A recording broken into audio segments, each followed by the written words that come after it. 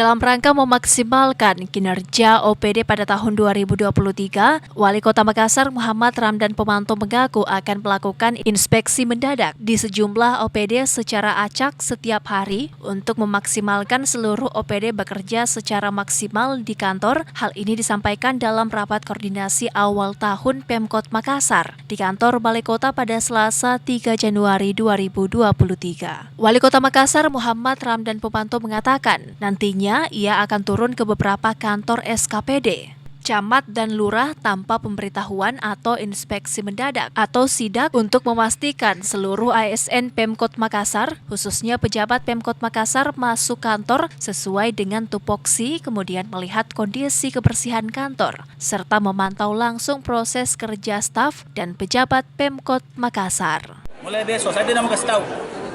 Mulai kelurahan kamu apa sampai sehingga pasti satu hari saya datangi. Apa-apanya nanti yang ada diperiksa di sana? Termasuk apa tugas-tugasnya mereka. Paling tidak sudah kita bilang ini kota harus bersih. Kalau kantornya saya rantas bagaimana dia mau kasih bersih kota.